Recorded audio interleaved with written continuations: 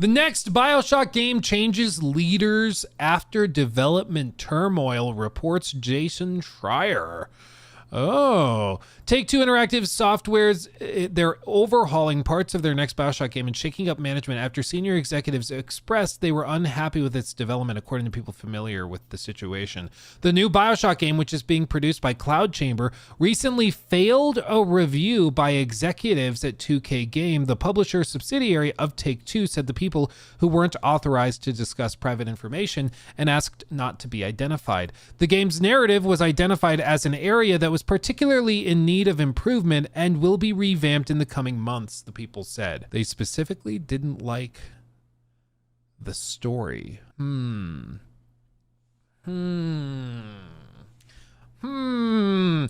Games subsequently ousted studio head Kelly Gilmore and moved creative director Hogarth de la Plante to a publishing role. In a recent all-hands meeting, Cloud Chamber staff were told that the company needs to become more agile and efficient, leading to worries that layoffs may follow. Yeah, whenever a corporate leader says, you need to be more agile, that's not great. Bioshock College loans. Yeah, I mean, there's two ways of reading this, and I think that honestly one makes way more sense than the other. If they're doing a review of the game and the narrative specifically, I think the most, like, there's one option, which is that they're changing it to become more hashtag relatable, hashtag eat the rich, you know, pay off my student loans, that type of thing. And they're turning it into that, or they're pivoting away from that and trying to turn it into something that's not going to be a disaster. And I think it's more likely that it's the latter, because there's plenty of examples in recent memory of games like that narratively that have turned into disasters. It could also be that the narrative is just honestly not that interesting or boring, or it's just not clicking. It's not that interesting. So that could be part of it. They said, quote, "We are working hard to set Bioshock up for the best possible future," 2K Games said in a statement in response to questions from Bloomberg. "Right now we have a good game, but we are committed to delivering a great one. We are working closely with leadership at the studio to define this path." So they say they have a good game, but they're committed to delivering a great one. That would suggest to me that they have a good game. So there is a game, like they maybe I'm reading too much into it, but I interpret that as being like further along than I would have thought. Zero Dawn Gaming, thank you for the 5. Just showing up, show some love. Love your content, Luke. Been following for a long time now. Thank you, my friend. Glad to have you, and thank you for the 5. Glad you dropped in, my friend. Thank you. Much love. A spokesperson confirmed the leadership change and added, the company is, quote, fully committed to ensuring we deliver a Bioshock game that exceeds the lofty expectations of our fans. Bioshock is, of course, one of the most successful franchises in gaming, with more than 43 copies sold across 3 games.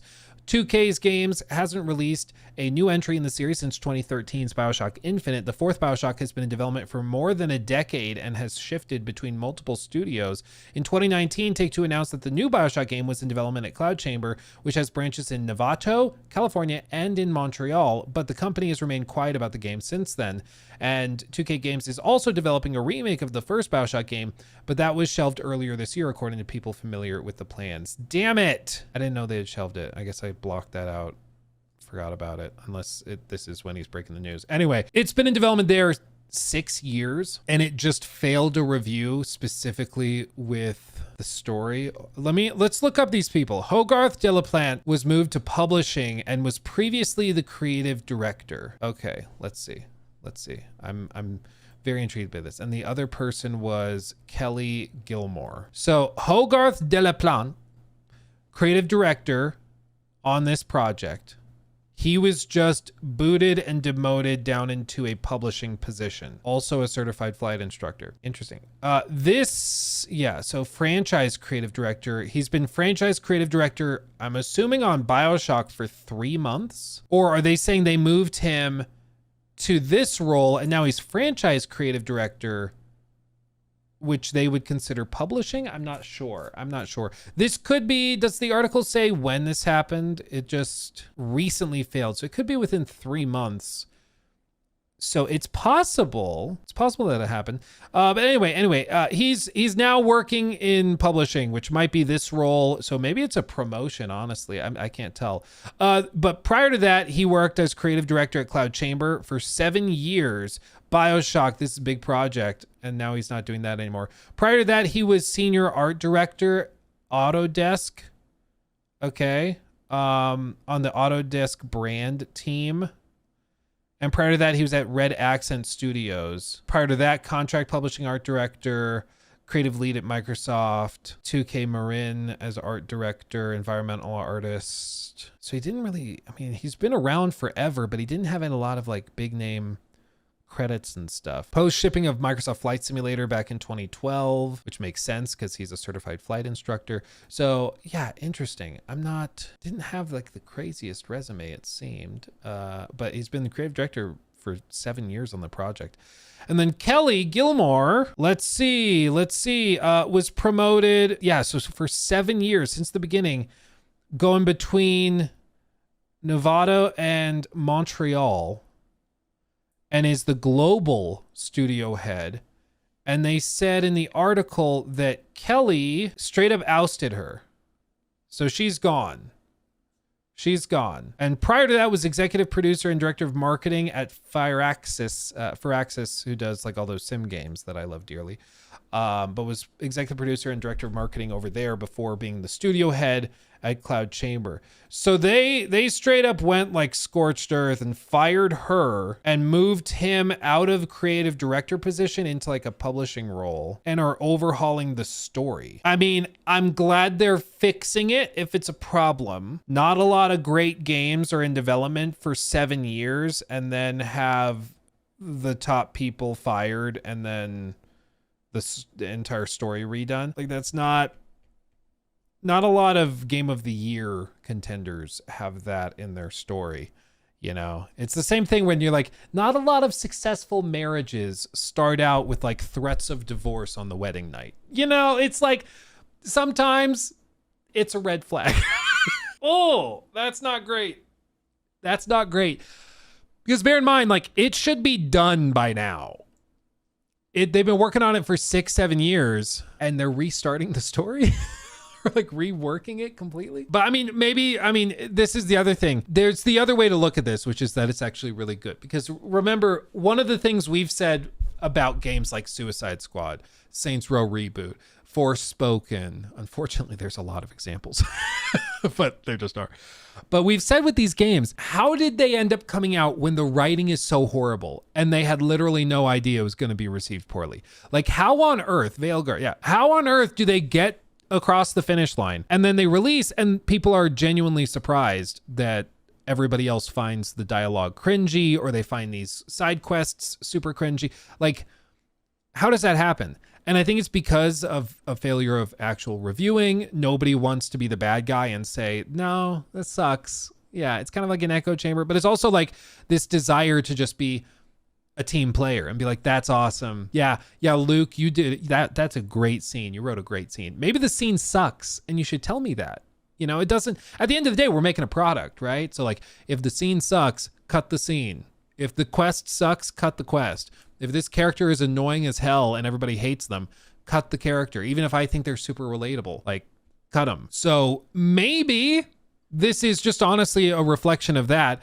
And I don't want to make everything about like, oh, it was going to be cringy. Maybe it honestly was just a story that wasn't that compelling. Maybe it was like, hey, we wrote this story and it turns out it's, we didn't realize it. It's the exact plot of the movie Coco. Oops, we need to redo it. Maybe that's what it is. And it's just, they happen to have a story that's identical to something else and it's just coincidental if they need to redo it. Or rework parts of it. Maybe it's that the characters are cringy as hell. Maybe it's that, you know, it feels rushed or it's way too slow and grindy. Who knows? But at least they're trying to fix it before just shoving it out and leaving it be. And you better believe that every executive, everybody in the industry right now is hypersensitive to like these types of cringy stories that influencers can latch onto. Because with Forspoken, we didn't need to even edit videos. We didn't need to do anything. We just literally watched the cutscenes and let it speak for itself. Like how I found Trevor, one of my editors that works for me now, is that he cut this together. 3 million views. And it literally is just a highlight reel. And it's not editing the cutscene in a funny way. It's not adding voice filters. It's not doing anything. It literally is just playing the scene for what it is. And people found it so cringy that this video has 3 million views. You know, like you don't have to try that hard. You don't have to try that hard. Like, it's just, when it's this terrible, it speaks for itself. So now every executive in the industry is terrified at the idea that they could run into that same situation, that they could have a $200 million investment go belly up because they were trying to please, they're trying to please the TikTok crowd or something. Like, they look like a street gang of TikTokers? Yeah, kind of. Yeah, and it's just, at some point, you gotta just review it and be hardcore. It's the thing I've said before, is like, the one thing that the corporate guys love more than like the accolades of journalists and people on Blue Sky is money. And so it's fine to like cater to one crowd over here or whatever, so long as they're still making money. But when they stop making money, and worse, they start losing money, then screw that, whatever, we'll ignore that. We got to make money again. And that's why I think they're in this position. I'd be really interested in hearing what the problems with the story are. Because again, if they've been doing, regular check-ins on the game, I'm sure. But the fact that something in this story, and in this review, they said the story was identified as an area that was particularly in need of improvement. And this is coming from Jason Schreier, by the way. So like, it's for him to bring up the story as a component should tell you something. But he's saying through his reporting that the people speaking to him were like, yeah, the story was called out. And if the response to that is so severe that they are revamping the story, and it caused them to lose all faith in the studio head who's been there since the beginning for 7 years, they fire her completely and they move Hogarth out into a different role entirely. So he's gone. So now the creative director on the project is gone and the studio head is gone. They're shaking it up hardcore. To be honest, the type of writing that's popular 5 years ago when you started development is not the same as today. Well, yeah, it's because, it's why you can't trend chase, because if you're trying to chase trends, you will always end up with, the wave you hoped to ride breaking in front of you and you miss it. Like, you just have to write a compelling story and then trust that the audience will connect with it by the time it comes out. And a lot of writing is timeless as well. Bioshock Infinite is still very compelling today. Same with Bioshock 1 and 2 and, frickin' The Witcher 3, Witcher 2. You can point to those. The Last of Us from 2013, still very compelling. There's lots of examples of games. Spec Ops: The Line, like there's so many examples of games that are super compelling even decades later because they're just good stories. They weren't trying to be hip and cool for the time. They were just trying to make a good story. 7 years in and only just realizing the story sucks means someone has not been checking in enough. Or Baluxi, the other option is that they thought, given the state of what was popular 3-4 years ago when the story was starting to really get kicked into overdrive, maybe at that time they thought it would be successful. Maybe at that time they thought, oh, if we release this today, this would go well. People would love this. But in the last handful of years, there's been a series of colossal flops, and this is where you get. I don't know. Bioshock 1 changed nothing in the story and released it today. It will still feel relevant. Yeah, because it's fundamentally, it's not a story trying to chase any trend. But it's also the setting, which is a component of it. We don't know what the setting is for Bioshock, whatever the next one is. So we don't know if it's like how it's broken down, but something has changed. Like, the thing with stories in games is that the narrative is pretty well set. Of course, you're still writing dialogue and you're still doing all this, but you kind of need to know what the narrative and structure of the game is before you even start building it. Like, you can have the gameplay mechanics and stuff prototyped, sure. But when you get to the point where you are starting to build out levels, when you're starting to piece together quests and missions and cutscenes and stuff, you need to know what the story is, at least in broad strokes, especially 7 freaking years into the process. And so if they are at a point where they are going and saying, we need to redo this, something's changed. And I don't think it's something on the story. I think the story probably is what the story is. They're changing something based probably on what the perception of the story would be. So is Judas going to come out before this now? Oh, now? I think 1,000%. Before, it was kind of a mix-up because Bioshock was supposed to basically be done by now. And now they're getting rid of the creative director I mean, just to put this in perspective, it would be like, Starfield launched in 2023. It would be like if Microsoft announced they had fired Todd Howard in like January of 2023. You'd be like, what? Not good. That's bad. It's not great. That's effectively what's happening here. They're booting the studio head out completely and also moving the creative director out completely, which suggests that they were not happy with the work they were doing. And if the person in charge of the entire studio is leaving you dissatisfied, it probably means you're not happy with the general studio itself. And, it makes sense also if they're saying, hey, you need to be more agile and efficient. It also means that they probably are looking at it and they're like 7 years in and you're still like a year or two out from launch. This is ridiculous. In which case, honestly, efficiency, yeah, that's fair to say. That's fair to say. It's taken 7 years. I don't think there's any mystery that things are taking way too much time. They should bring back Ken Levine. Problem solved. The problem is Ken Levine is kind of like this, but in some ways even worse. Ken Levine is a perfectionist. So he'll make a good game, I'm sure, but Ken will have a game caught in development hell for a decade because he's just not happy with it and he keeps changing stuff constantly. It's like a well-known thing with Ken Levine. Brilliant game designer and director, but he just constantly wants to change stuff. And so it just takes forever. And he's lucky that he has a studio of his own and he has a publisher that's willing to let him do whatever he wants to do, but it's because of his previous success with like Bioshock Infinite. So he's an exception, but he's so balls deep in Judas that I don't think he has the capacity to work on anything, because they could have had him go and do another Bioshock immediately after. That was an option. And why exactly it didn't happen, we don't know. It's not really public or anything. Some people think he wasn't allowed, like he wanted to make Bioshock, but he wasn't allowed to make Bioshock because they were worried he was going to take too much time and it was going to be too expensive. Other people suggest he didn't want to make a new Bioshock because the expectations were too high, or he'd be too, like they told him, you're not going to have as much time to do it. We need to get it out faster. So he wanted a different studio and to do a different thing. It's messy, but either way, they didn't have him working on the new Bioshock for a reason. Perfect is the enemy of the good. I mean, I think in this case, they thought that they could just go make a new Bioshock game. And then they realized it's really difficult to make a Bioshock game that people like and connect with. And so it's been in development hell for a decade.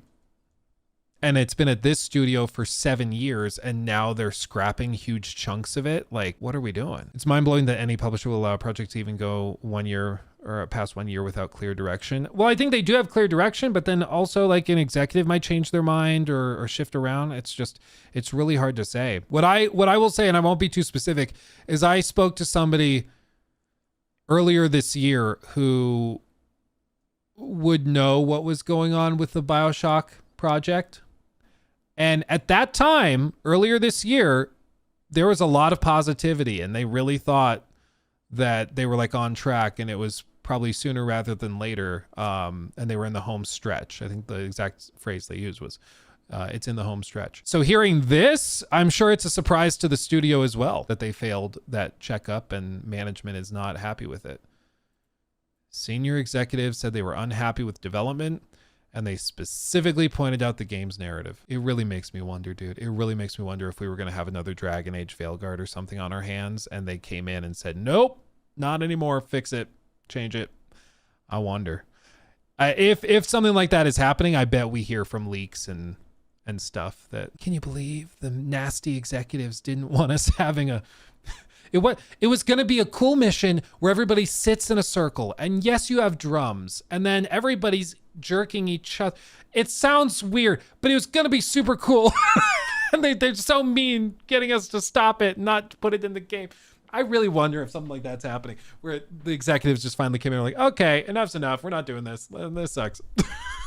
Or what if we hear it's going to be an extraction shooter? Guys, everybody's going to love that. Everyone will love it. Oh, wow. But yeah, look at this. Look at this. So Hogarth, if I actually read, this makes more sense.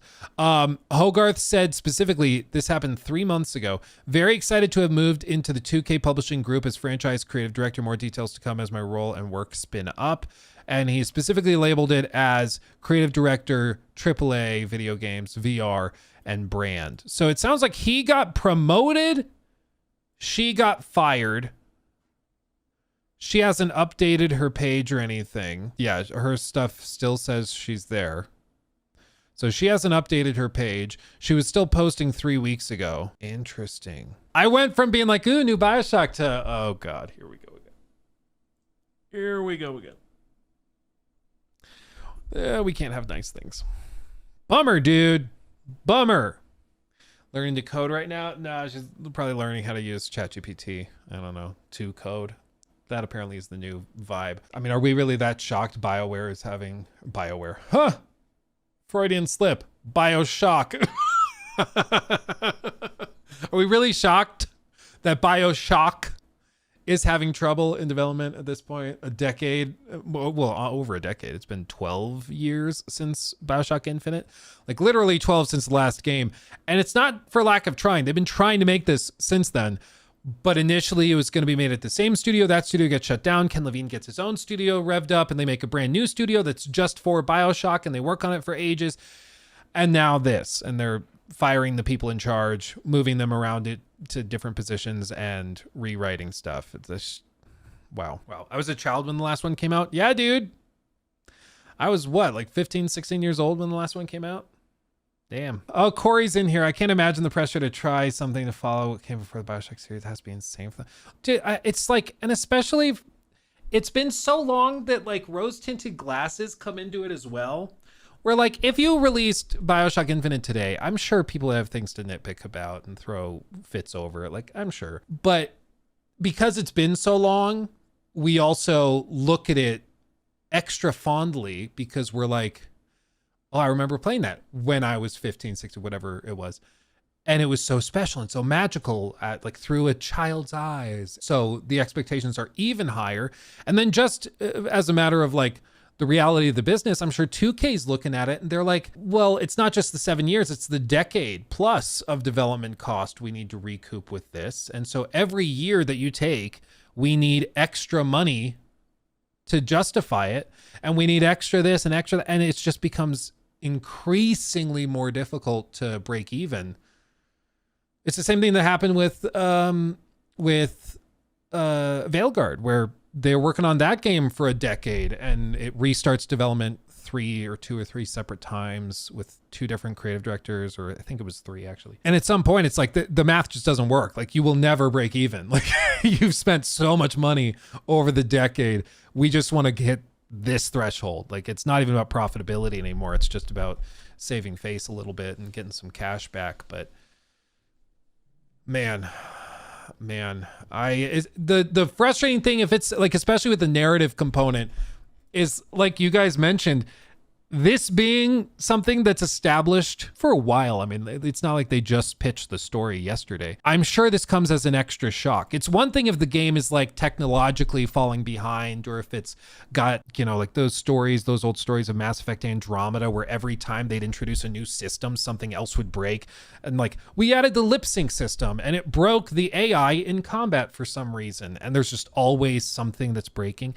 And then, you know, it fails a review and you're not that shocked. But with this, I'm sure this did come as a shock. I'm sure this was genuinely surprising because like the executives have known the story for years. Why is it a problem now? It's just, I don't know, man. I don't know. But like I said, the person I spoke to thought that they were on the right track. They were feeling good just like a matter of months ago. So I don't know. Hopefully they are making the adjustment they need to make the game really good. And it comes out in like 2-3 years and we're like, oh, God, what were we worried about? Oh, this is great. Hopefully that's what happens. But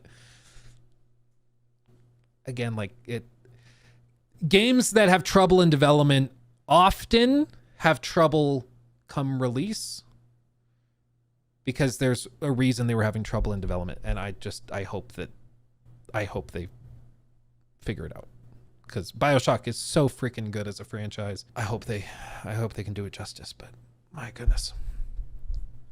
Yeah, I hope they get the time they need to make the game they believe in. And it's one thing you got to give 2K credit for. Like, they literally have given, I think the way Ken Levine described it, he said they gave us an endless runway to take off. He said that in like an interview back in like 2016 or 17, whatever it was. And he's like, they will basically just keep funding us as long as we need to get money flowing in to make what ended up being Judas. And even now, like, they're given plenty of time to work on it and they're grinding it out. And that's not something a lot of other publishers would do. You know, a lot of other publishers would be like, nah, it's been too long, figure it out. Like, let's get to the point. But 2K has a history of at least being at least somewhat flexible and understanding when it comes to Bioshock adjacent games like Judas, you know? So, and this game already is 7 years at this one studio. They've had a lot of time on it, but it's just, it's crazy to see. It's crazy to see. Because again, I thought we were debating like a month ago, we were debating whether this or Judas was coming out first. And it was going to be like a fun little game to figure out which one of these drops first. And now I mean, it's gotta be Judas, right? So I don't know. Wish him the best though. Wish him the best. Again, it reiterates the idea that the fact any video games at all ever release is kind of a miracle, because it's just a ridiculously complicated and expensive and exhausting endeavor. So appreciate all the games, even the games that are appreciate that they exist at all, you know? Even, there are some exceptions, okay, of course, but even some of the worst games you've ever played had somebody working their butt off and pouring love and passion into it, and it just didn't work out for one reason or another. So just appreciate games existing, you know? Just appreciate it. If it's really bad, we'll make fun of it, of course, but like, you know, like we can appreciate it and then make fun of it. He took my thing.